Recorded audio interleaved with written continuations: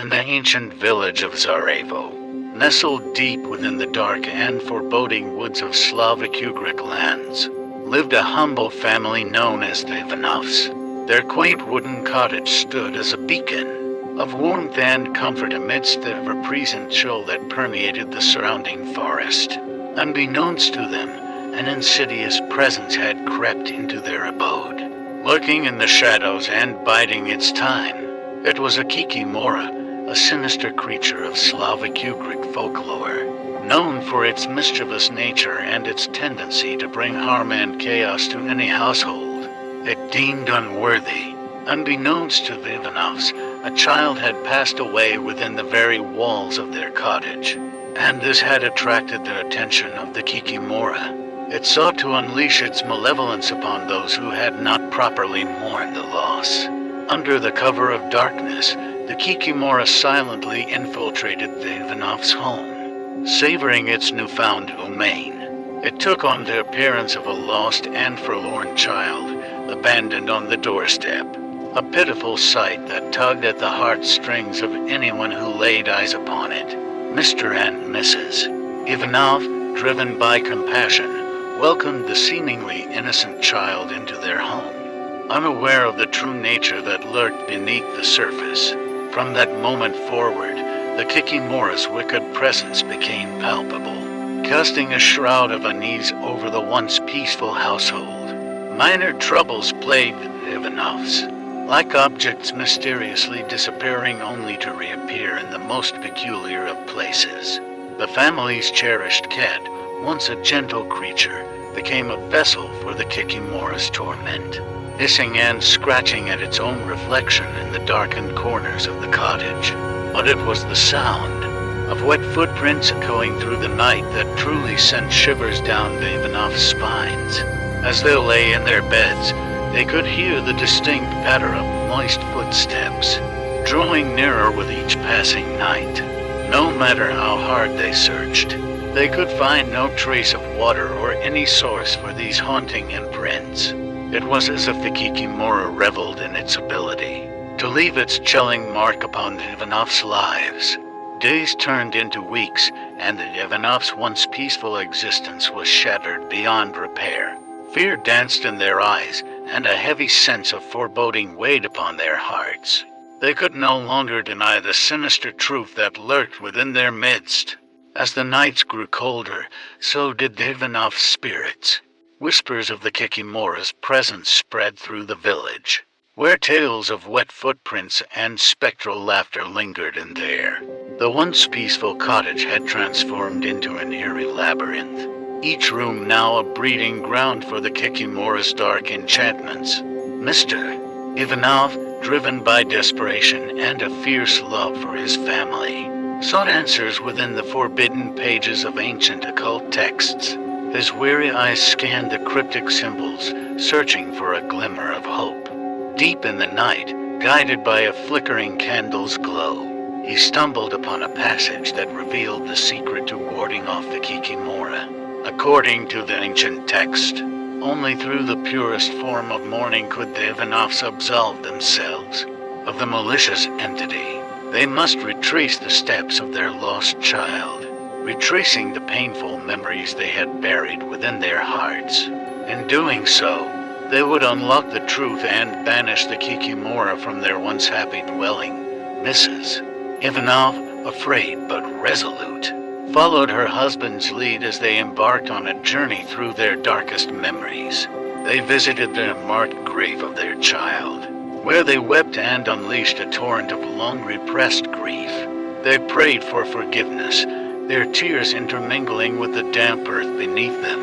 It was a cleansing, a desperate act to free their souls from the clutches of the kikimora's torment. With each step on this sorrowful path, the cottage began to reveal its secrets. The walls whispered laments, and the very foundations groaned under the weight of their shared pain. The kikimora, sensing the dwindling strength of its grip on the Ivanovs, unleashed one final wave of malevolence. As the couple approached the threshold of their return, the kikimora materialized before them, its form twisted and grotesque. Its shrill laughter pierced the air, taunting their feeble attempts to defy its cruel nature. But unlike before, the Ivanovs were no longer swayed by its deceptions. With a surge of newfound strength, Mrs. Ivanov confronted the Kikimora, her voice firm and brimming with the weight of her grief. She pleaded for the release of her family from the Kikimora's clutches, vowing to forever honor the memory of their lost child.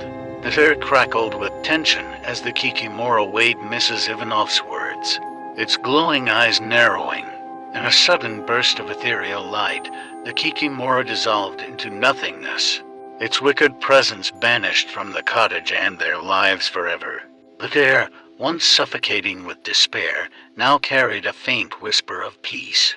The Ivanovs, though forever haunted by the memory of their lost little one, embraced the newfound serenity that flowed through their home.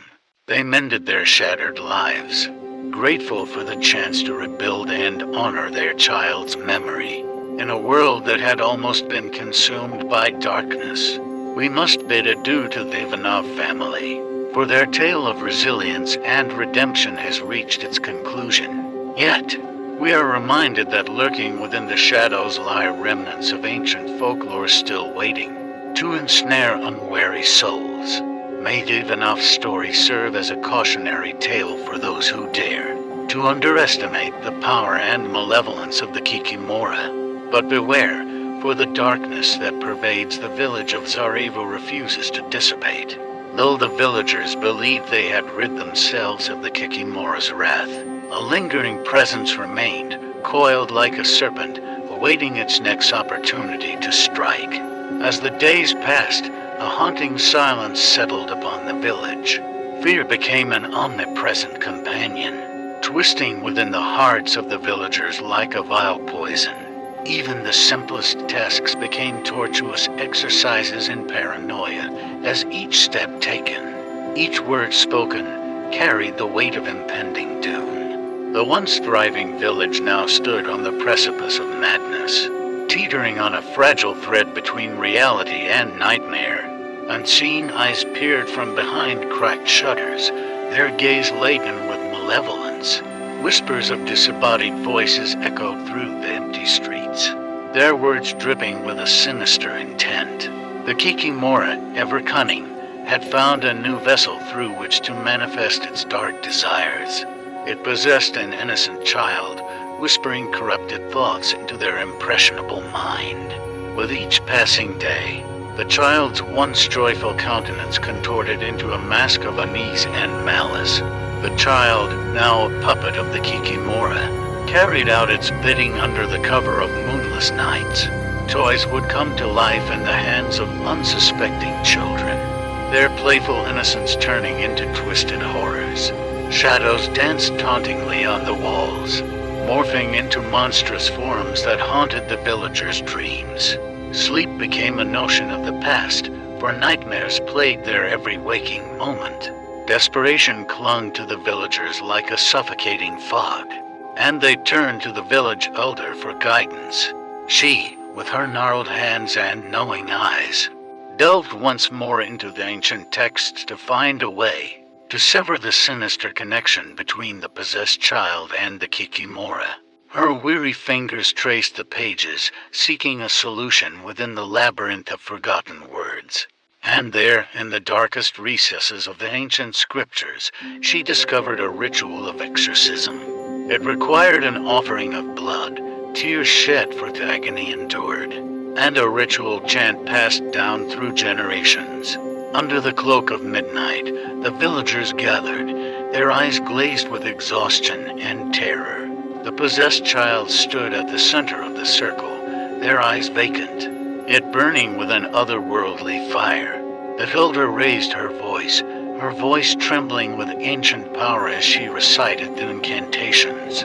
A tempest brewed overhead, the winds howling in protest as the darkness fought to maintain its hold.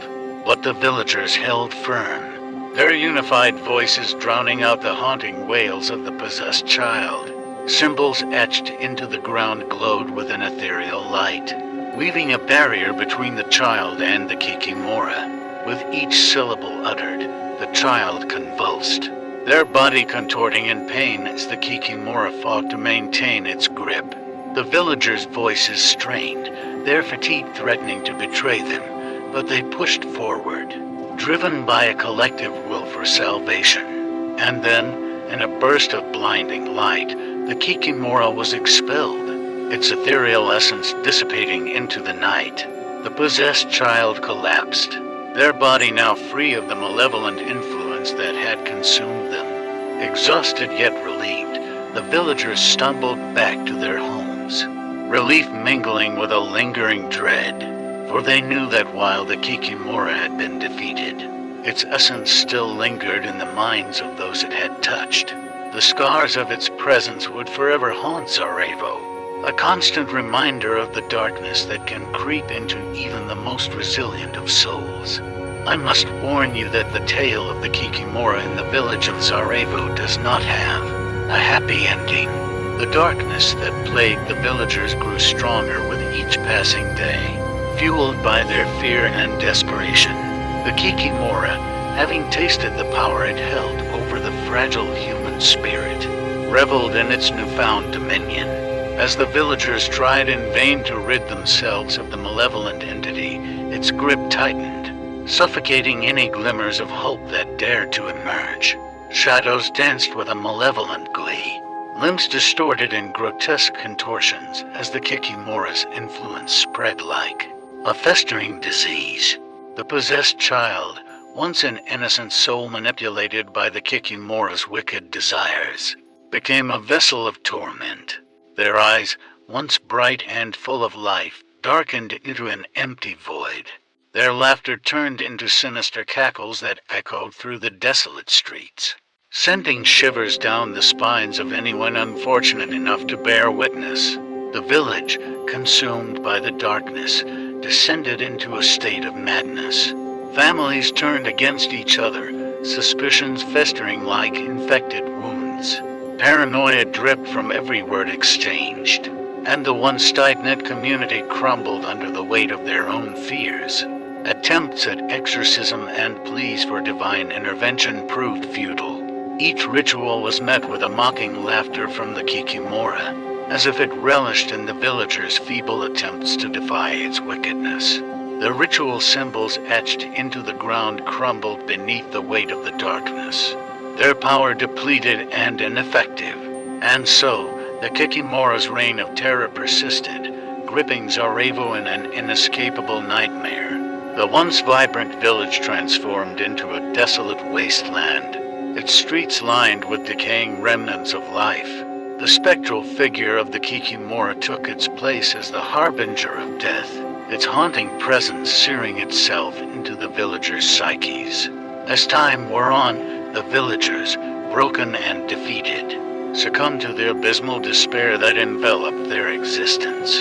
Their spirits withered away, their souls consumed by the darkness they had so desperately tried to overcome. Sarajevo became a ghost town, its life force drained by the eternal malevolence of the Kikimora. And in the end, there is no redemption, no glimmer of hope to cling to. The Kikimora remained victorious, its wicked reign immortalized in the annals of Slavic Ugric mythology.